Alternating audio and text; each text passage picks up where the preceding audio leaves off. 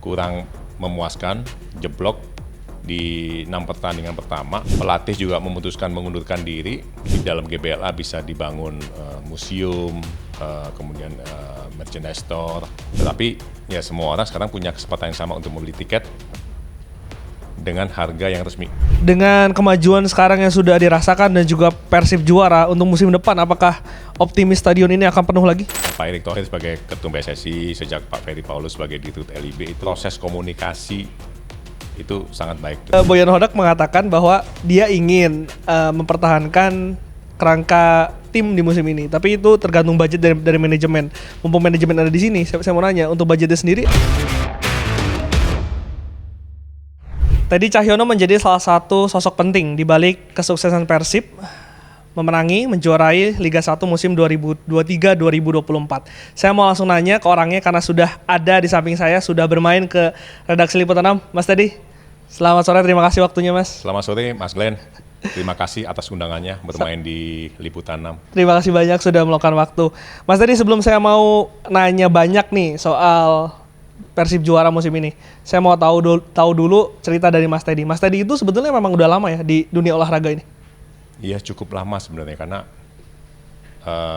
pertama kali terlibat di Persib adalah di tahun 2011 sebenarnya. Meskipun pada saat itu lebih banyak di belakang layar, tapi perlahan mulai 2016 pertengahan lah, akhir itu udah mulai perlahan muncul di permukaan sebenarnya, dan perlahan ya makin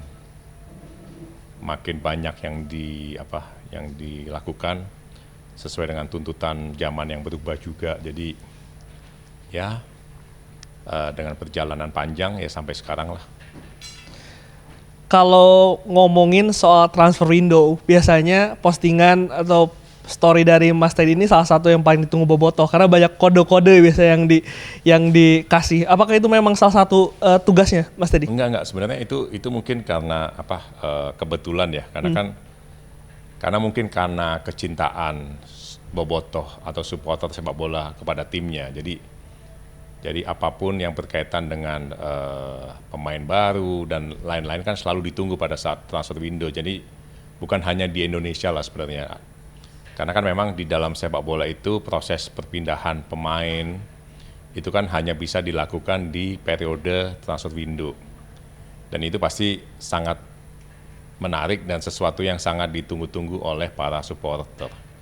Jadi mungkin karena ada kegairahan seperti itu, jadi mungkin banyak yang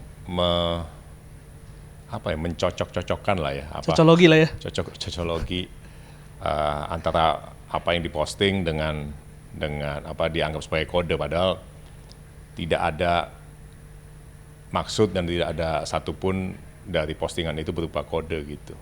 Tapi sebetulnya tugas utama seorang Teddy Cahyono itu apa sih di Persib?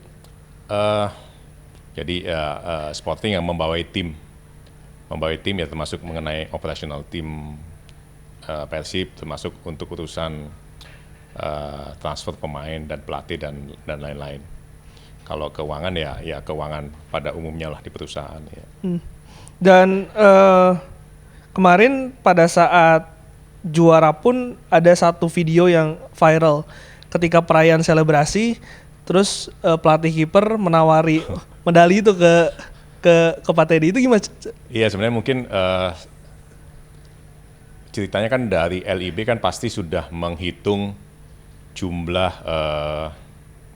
medali. Jumlah official pemain yang terdaftar di LIB kan. Karena kan itu kan ada daftarnya. Tapi bahwa ternyata kemudian yang turun melebihi dari yang didaftar, ya akhirnya ada kekurangan medali, tapi nggak usah khawatir, nanti LIB sih akan pasti dapat lah ya Pak. akan mencetak ulang lah untuk ditambahkan. Pak Teddy, melihat perjalanan Persib musim ini secara general gitu Pak, bisa digambarkan nggak sih suasana tim sebetulnya seperti apa? Iya, memang tahun ini cukup banyak naik turunnya, dinamikanya. Kalau kita lihat dari tim sendiri, meskipun secara komposisi pemain itu tidak banyak berubah dibandingkan musim lalu, di mana musim lalu itu kita posisi 3 ya kalau nggak salah ya. Ya kan posisi 3. Kemudian berganti musim ke musim 2023-2024 ternyata di awal-awal dengan komposisi yang sama ternyata kinerjanya tidak sama gitu. Jadi kinerjanya kurang memuaskan, jeblok di 6 pertandingan pertama, sehingga pelatih juga memutuskan mengundurkan diri, sehingga itu suatu situasi yang chaos buat kita di dalam tim. Jadi kita berpacu dengan waktu untuk bisa mencari pelatih baru, dan akhirnya dari 3 atau 4 calon pelatih yang waktu itu kita scouting, kita akhirnya dari direksi, dari komisaris memutuskan untuk menunjuk Bojan Hodak sebagai pelatih kepala. Ya tentu saja dengan diskusi awal dengan Bojan, kita interview, dan akhirnya memang kita sepakat untuk menunjuk Bojan Hodak. Dan ternyata memang dengan berjalannya waktu, pelatih bisa meramu, bisa membuat suasana tim menjadi lebih baik, sehingga secara perlahan kinerjanya juga semakin baik, dan terbukti kita bisa finish selesai di urutan 2 di regular series, kemudian kita memasuki babak playoff championship series, dan dengan menang di semifinal dan final akhirnya kita menjadi juara Liga 1 tahun 2023-2024. Sebelum saya mau bicara soal Bojan Hodak, saya mau nanya dulu soal Luis Mia. Karena pada saat itu untuk Bobotoh itu sangat-sangat mengejutkan. Tidak ada tanda-tanda tiba-tiba posting resign gitu. Itu apa yang sebetulnya terjadi, Pak Teddy? Yang mengejutkan buat kita juga sebenarnya. Oh, mengejutkan untuk manajemen juga? Iya, ya, karena itu sangat mendadak sebenarnya. Keputusannya hanya sekitar 3 hari sebelum yang bersangkutan cabut sebenarnya. Jadi memang sangat mendadak dan sangat mengejutkan buat kita. Pada saat itu mungkin alasan dari Luis Milla adalah alasan keluarga. Tapi ya udahlah, maksudnya semuanya sudah berlalu. Kita sekarang sudah berhasil melalui semua dinamika, semua proses ups and down itu dengan hasil akhir yang sangat memuaskan buat kita semua. Tapi memang waktu itu alasannya adalah keluarga ya, bukan ada rentetan hasil dari 6 pertandingan itu. Kita nggak tahu apakah alasan sebenarnya seperti apa, tapi alasan yang diinformasikan ke kita adalah alasan keluarga. Jadi ya udah, tapi kita harus tetap berjalan, the show must go on. Kita harus tetap mengawal tim ini karena sedang dalam pertengahan kompetisi. Jadi kita ingin pastikan bahwa semua yang kita lakukan adalah memang yang terbaik bagi Persib sebenarnya. Iya. Pak tadi sempat ada terjadi kepanikan nggak sih di tubuh manajemen? Kalau terkejut kan iya, tapi kalau kepanikan dengan waktu 3 hari itu, apa respon pertama dari? Ya pertama sih kita manajemen? pasti mencoba untuk membujuk ya, karena kan kalau emang alasan keluarga, kita kan biasa lah ya, maksudnya di dalam organisasi ada keluarga yang sakit ya, kita mencoba untuk memberikan dispensasi. Toh juga ada asisten di dalam tim kan, 2 orang asisten yang dibawa kan. Sebenarnya kan kalau memang alasan keluarga kan bisa pulang dulu, mungkin cuti 1 bulan lah atau apa. Tapi memang kita sudah tawarkan seperti itu, tetapi keputusannya tetap untuk pulang ke negaranya. Jadi ya udah, kita sudah mencoba tapi nggak bisa, makanya ya udah kita putuskan untuk mencari pelatih baru penggantinya. Dengan hasil Persib sekarang yang juara, keputusan saat itu kan pasti sangat menentukan ya Pak Teddy ya. Ya. Apakah itu dengan tepat, cepat, dan juga harus akurat? Itu apa yang menjadi pertimbangan saat itu? Akhirnya ya udah move on dan juga mencari pelatih lain. Ya karena kan ya kita harus cepat bertindak kan. Kita begitu mendapatkan kabar itu, kita langsung secara paralel mencari tadi mencoba untuk mempertahankan, kemudian secara paralel kita juga mencoba untuk mencari kandidat yang lain. Dari kandidat yang lain pun kita mencoba untuk melakukan background check. Kita telepon banyak orang lah untuk melakukan background check, apalagi untuk orang-orang yang sudah pernah terlibat bekerja dengan si calon pelatih itu, karena kan kayak misalnya si Bojan kan sudah pernah di PSM. Jadi, walaupun cuma sebentar ya kalau nggak salah. walaupun cuma ya 3-4 bulan, tapi ya kita melakukan background check, kita bicara dengan PSM segala, gimana dulu Bojan Hodak dan seperti apa dan gimana gitu. Siapa yang menyarankan nama Bojan Hodak? Ada beberapa, akhirnya kita putuskan di dalam internal dengan semua plus minusnya. Akhirnya sepakat internal, kita sepakat untuk memutuskan untuk memilih Bojan Hodak. Pertimbangan apa yang paling Banyak. saat itu? Yang pertimbangan paling besar adalah karena dia sudah lama di Asia.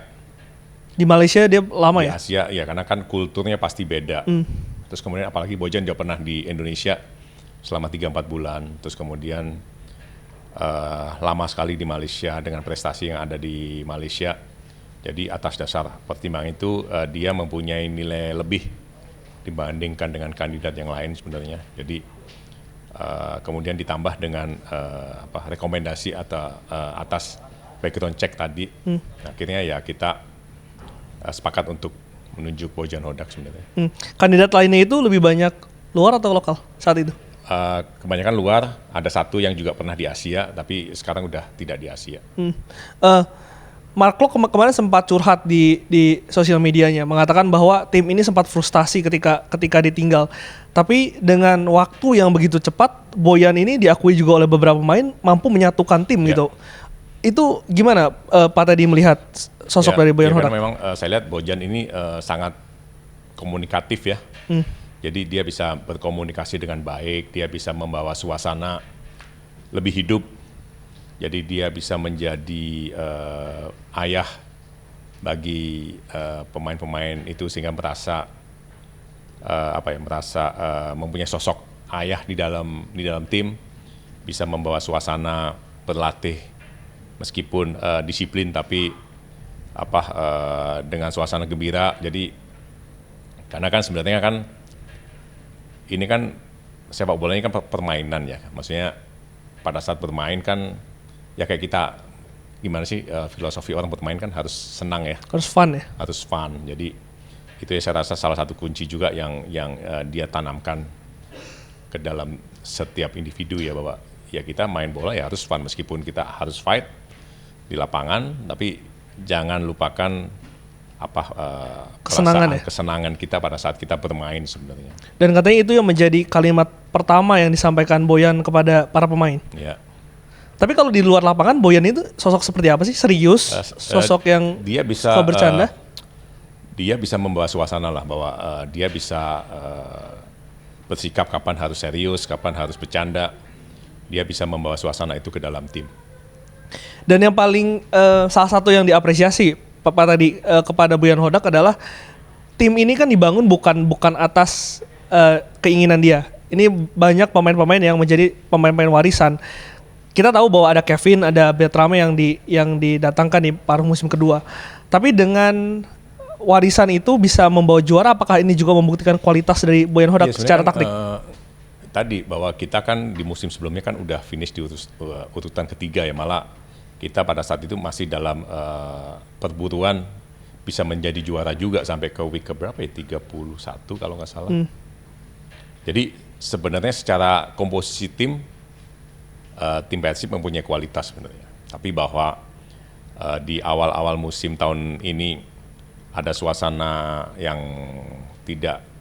kurang kondusif sehingga membuat suasana di ruang ganti menjadi kurang baik. Dan dengan hadirnya Bojan bisa memperbaiki suasana di ruang ganti sampai dengan pertengahan musim. Kemudian ada diskusi dengan manajemen untuk mengganti beberapa pemain. tentu saja itu terjadi diskusi yang cukup alot dengan kami di manajemen.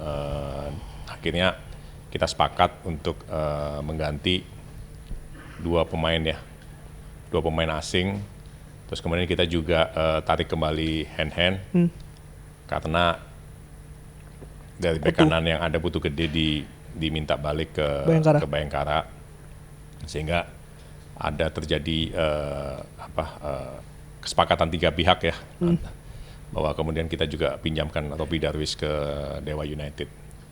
Jadi itu adalah salah satu dari perjalanan musim ini, dan setelah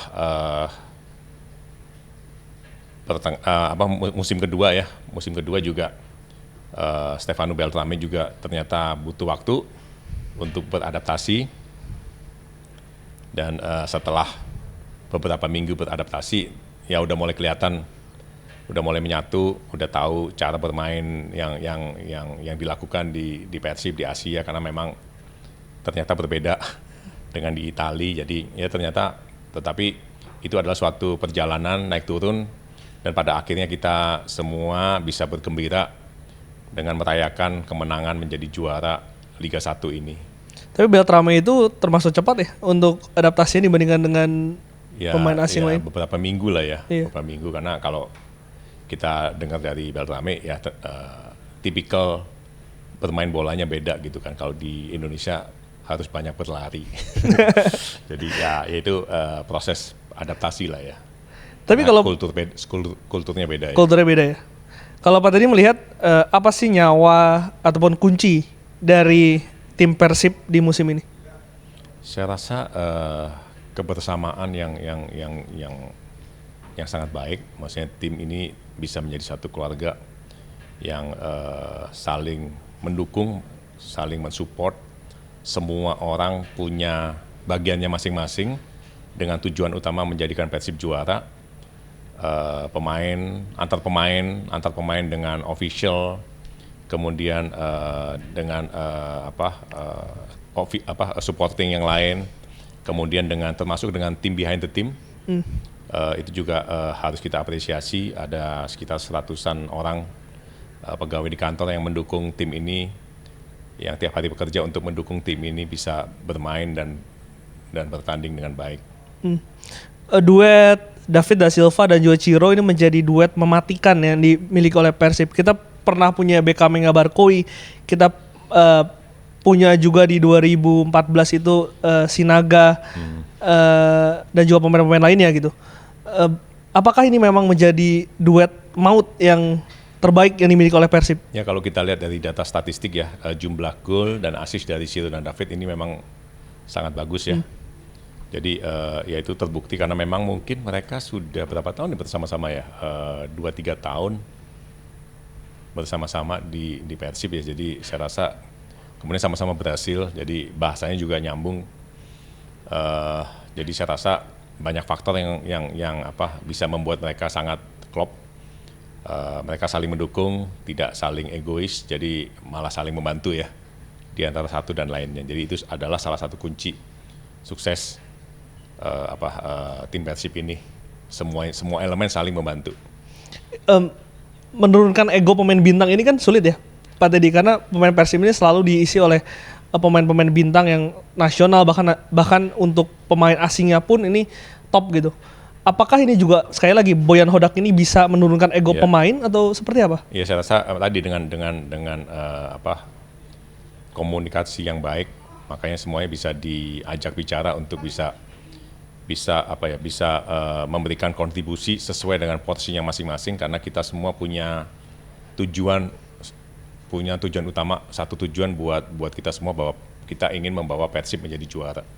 Jadi atas dasar tujuan yang besar itu, semua elemen di dalam tim maupun tim behind the team itu bersatu untuk mencapai tujuan tersebut. Pak Teddy, kita beralih ke luar lapangan. Saya pengen tahu, kalau Pak Teddy menyebutkan apakah Persib ini bisa dibilang klub profesional sih, Pak? Iya.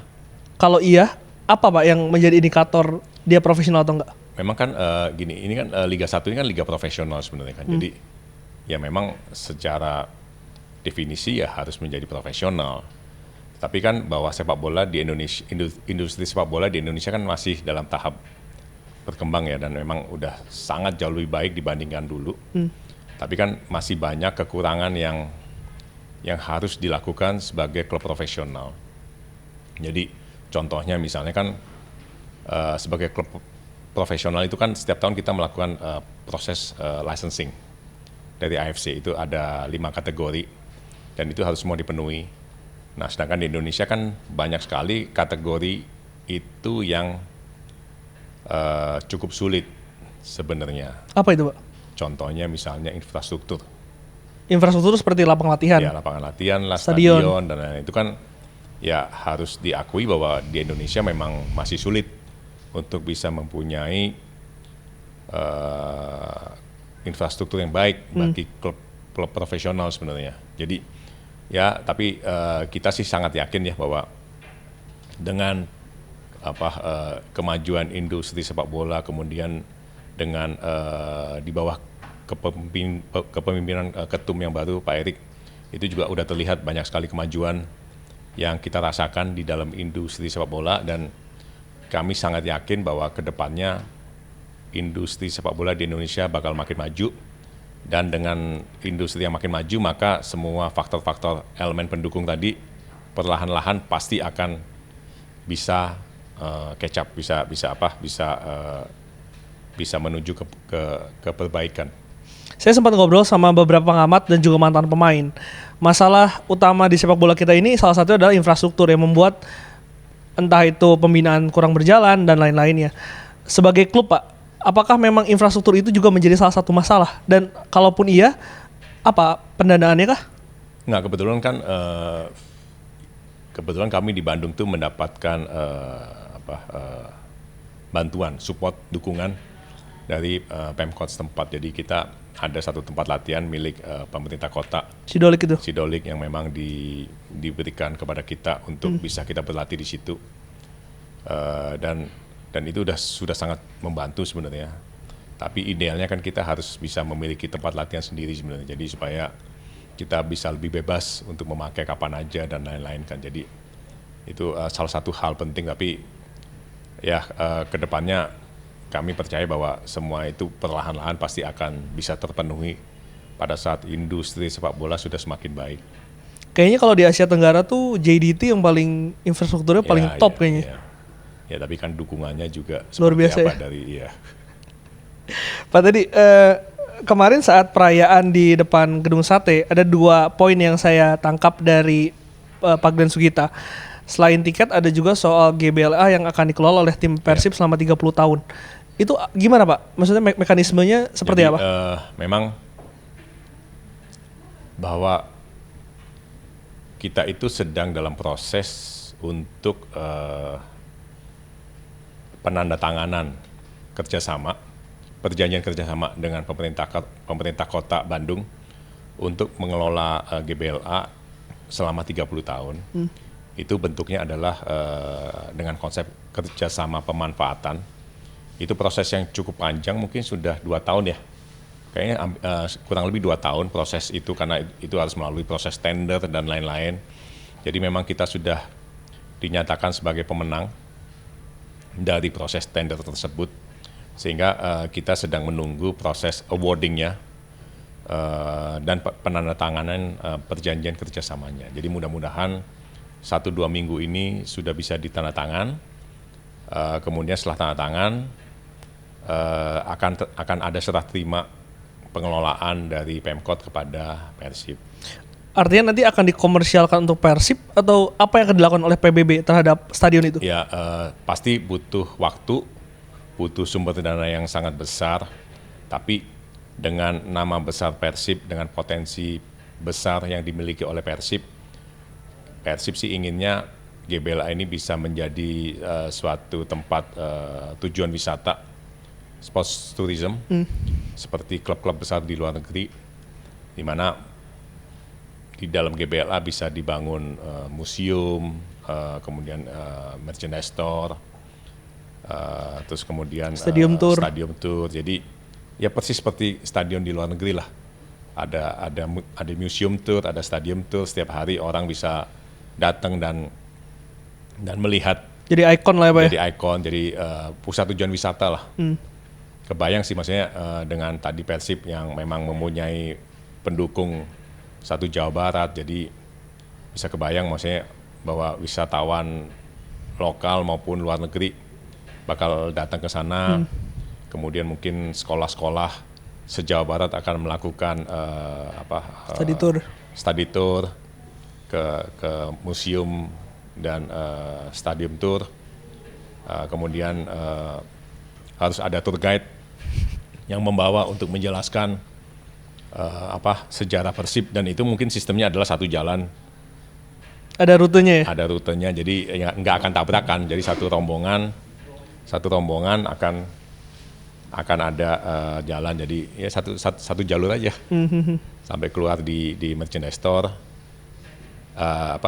Di stadium tour dulu ngelihat stadion, ngelihat lapangan, ngelihat Ruang ganti semua dengan tempat duduk masing-masing pemain, terus kemudian fasilitas yang lain, kemudian keluar di stadium tour bisa foto-foto di bench, terus kemudian keluar lagi ke merchandise store dan cafe. Menarik tadi Pak tadi mengatakan bahwa nama besar Persib, gampang nggak sih Pak cari duit buat Persib? Semuanya tidak ada yang mudah, banyak sekali tantangan-tantangan dalam mengelola klub sepak bola profesional di Indonesia, apalagi juga dengan industri yang masih sedang berkembang.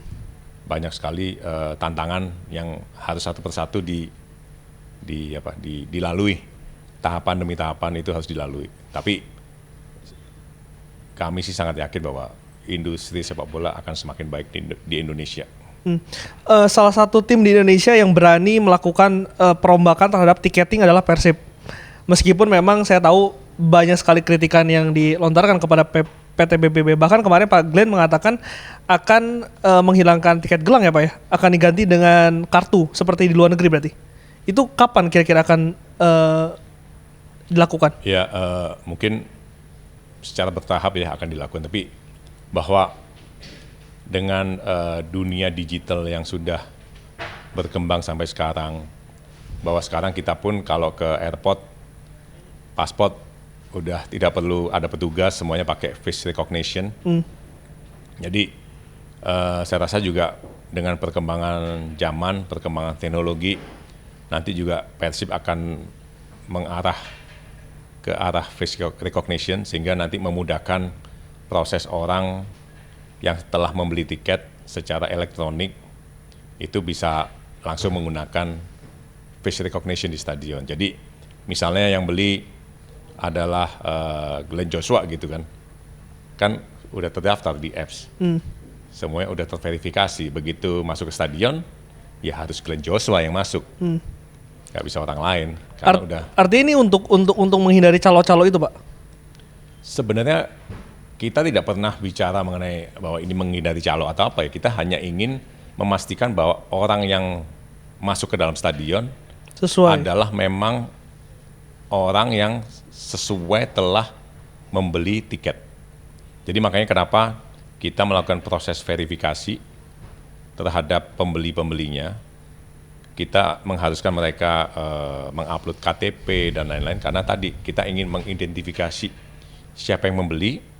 Dan setelah itu kita ingin memastikan bahwa orang yang sudah membeli memang adalah orang yang sama yang masuk ke stadion dan menonton. Karena itu sangat penting, apalagi nanti kalau sampai ada suatu kejadian, kita tahu kan, maksudnya kita bisa identifikasi. Terdetek orang-orangnya siapa, sehingga pasti pada saat itu sudah terdeteksi, kita bisa identifikasi orang-orang siapa, sangat memudahkan kita pada saat ada suatu kejadian apapun, atau kita mau melakukan kegiatan apapun lah, misalnya kita mau melakukan aktivasi di lapangan gitu kan.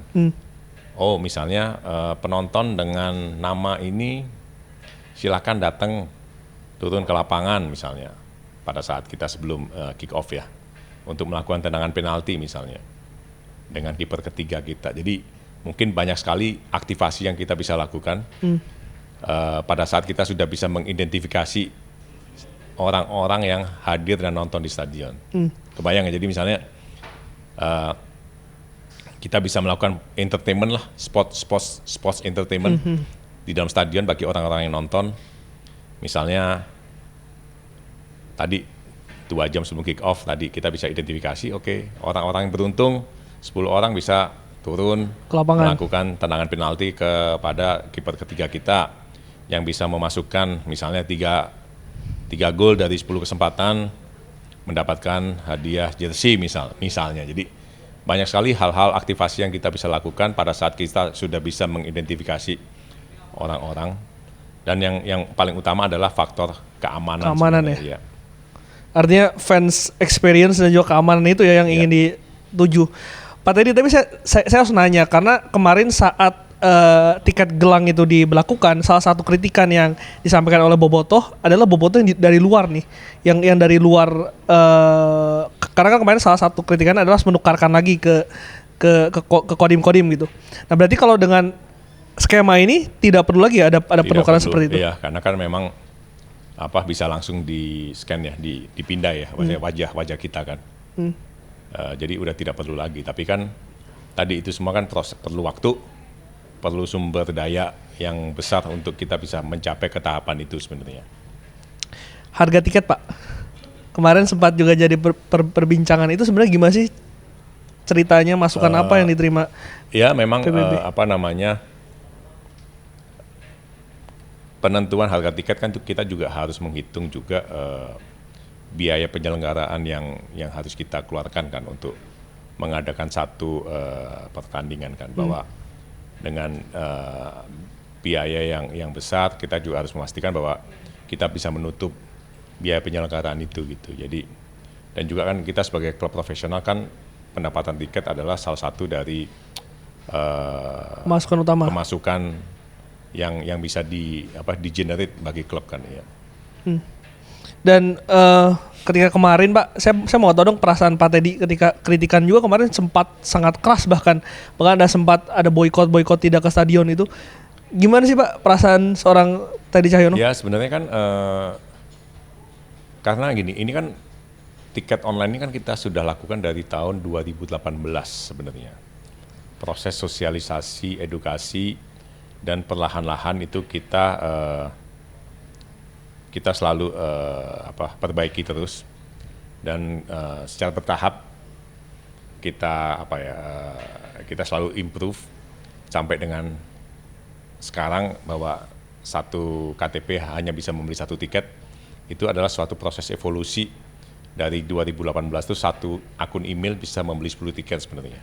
Oh, Jadi, ada proses di situ. Ada proses, jadi kita sudah melakukan ini dari 2018. Jadi awalnya itu tidak melalui email, satu akun email bisa 10 tiket. Di musim berikutnya satu akun email bisa 4 tiket.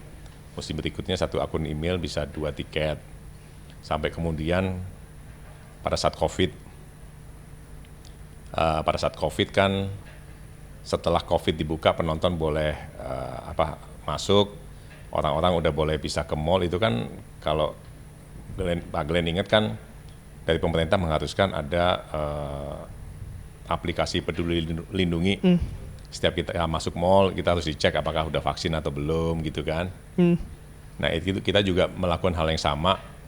Jadi kita connect ke aplikasi Peduli Lindungi. Jadi sehingga kita harus tahu siapa yang membeli by data ya, KTP-nya, sehingga apabila si orang tersebut belum vaksin, ya otomatis ketolak pada saat membeli di tempat kita gitu. Jadi itu adalah suatu proses yang memang kita lakukan sehingga pada akhirnya kita bisa sampai dalam tahapan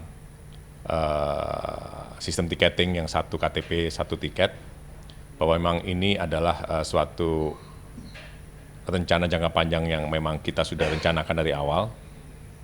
Karena tujuannya ke situ tadi, bahwa one ticket, one ID, masuknya lewat face recognition. Jadi kita harus identifikasi kan orang-orangnya kan. Jadi bahwa kita memang udah punya tujuan utama yang besar, kita udah tahu secara proses kita menuju ke sana, bahwa pada saat di putaran pertama orang masih belum terbiasa, ya akhirnya kita melakukan proses edukasi, proses kampanye, yang lebih banyak, kita banyak melakukan program-program sampurasun untuk mendatangi dan menjelaskan kepada Komunitas-komunitas. supporter-supporter, ya sehingga lambat laun mereka udah makin paham dan pada akhirnya ya mereka juga merasa lebih nyaman untuk membeli karena sekarang dengan sistem sekarang semua orang mempunyai kesempatan yang sama untuk bisa membeli tiket.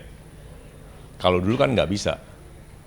Kalau sekarang kan semua orang punya kesempatan yang sama. Karena kalau dulu pada saat zaman offline, kalau nggak dekat dengan si penjual tiket atau ini ya belum Nggak akan bisa dapet ya? beli kan, bisa nggak dapet. Tapi sekarang kan meskipun orang harus berebut ya, apalagi untuk pertandingan yang besar, tetapi ya semua orang sekarang punya kesempatan yang sama untuk membeli tiket dengan harga yang resmi.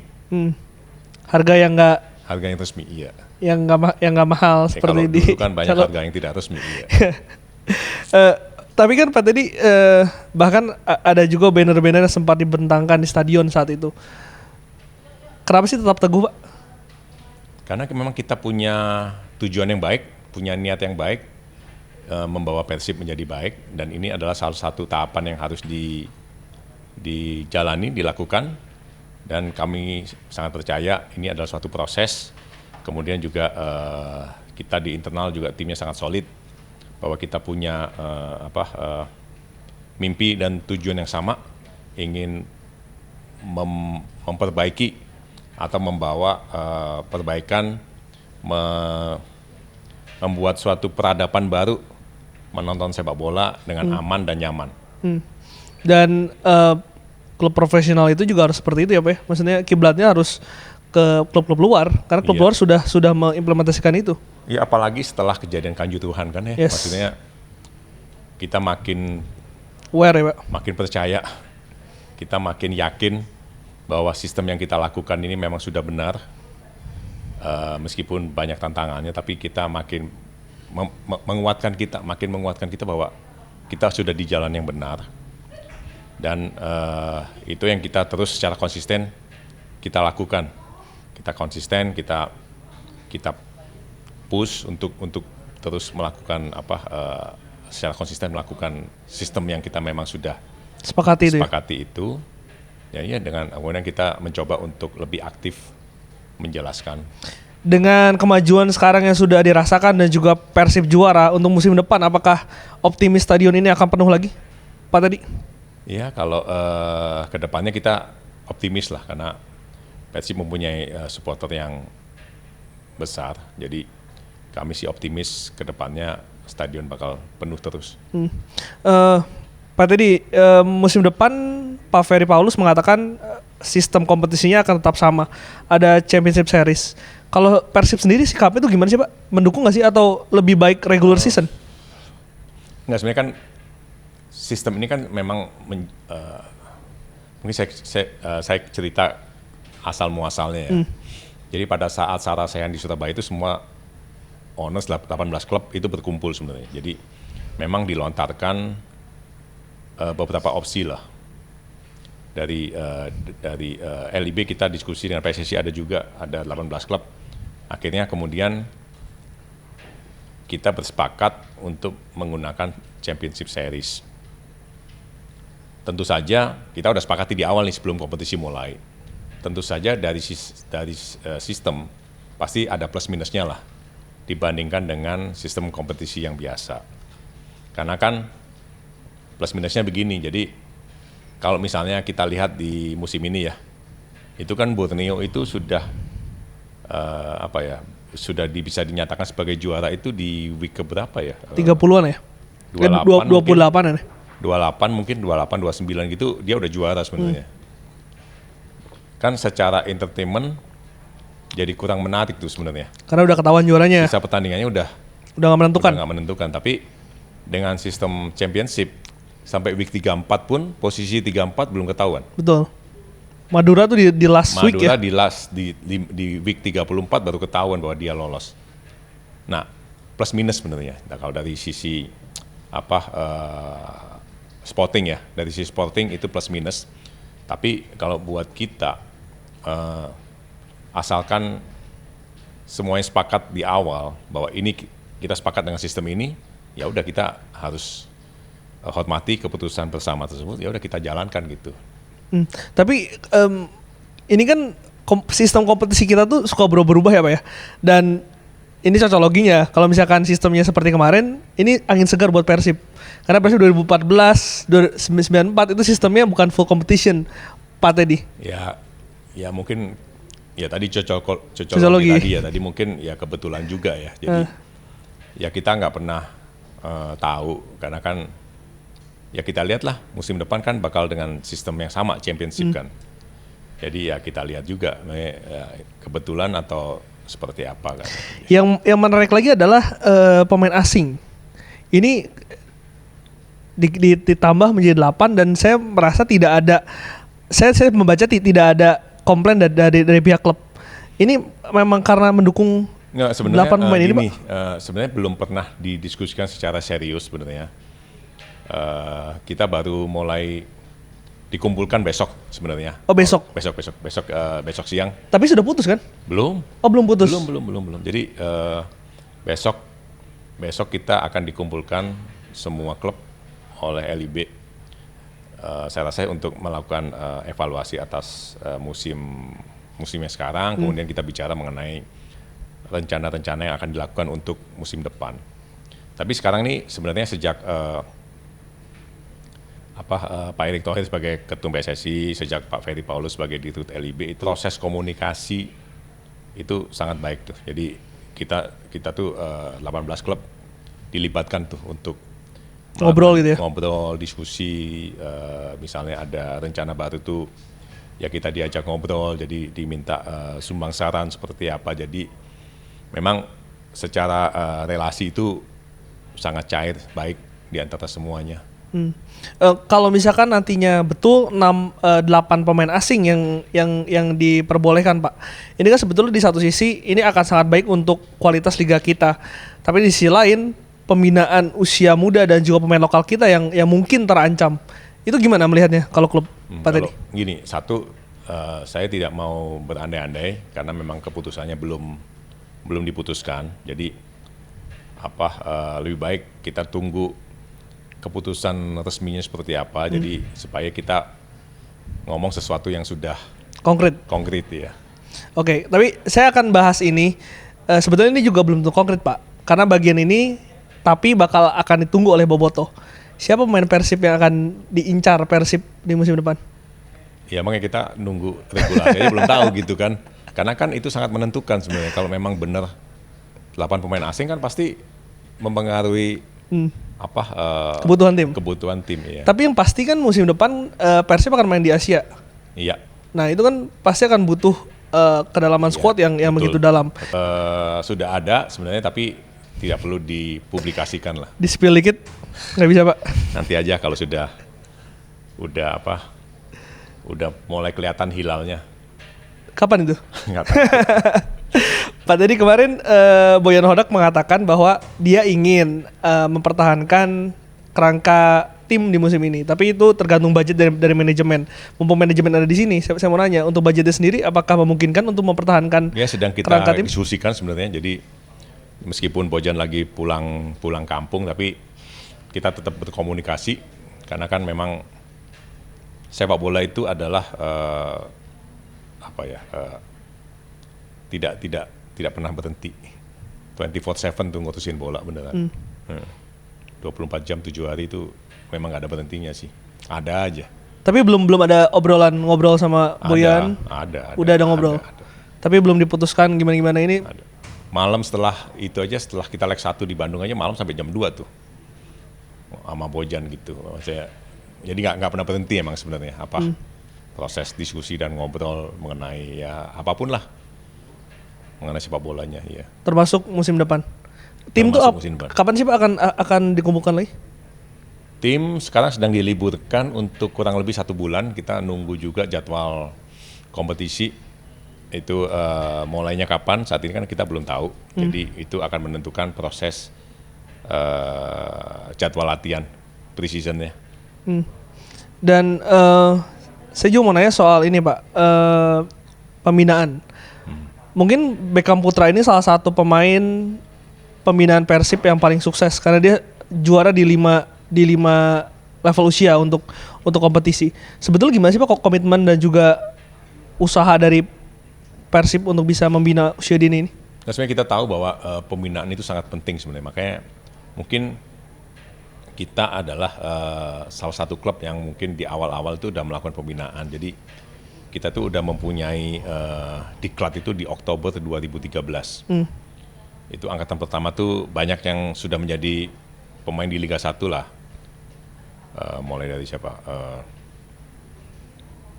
Hen, Febri, Hanif, Sutanto, Andri Tani itu pernah. Andri Tani pernah, banyak banget yang memang udah menjadi pemain senior di Liga 1. Jadi kita sih sangat paham dengan piramida pembinaan di olahraga termasuk sepak bola, bahwa memang pembinaan itu harus salah satu menjadi pilar utama untuk suatu klub tuh bisa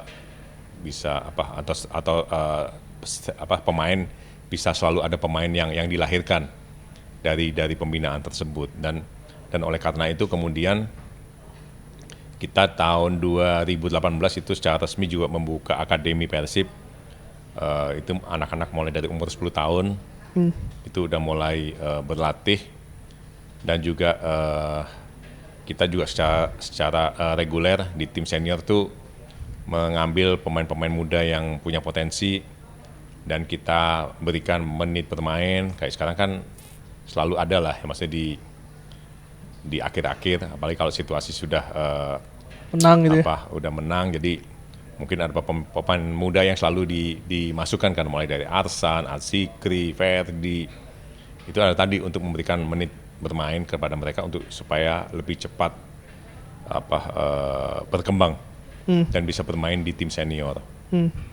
Itu mereka adalah semua pemain binaan kita. Apa sih Robi Darwis, Kakang.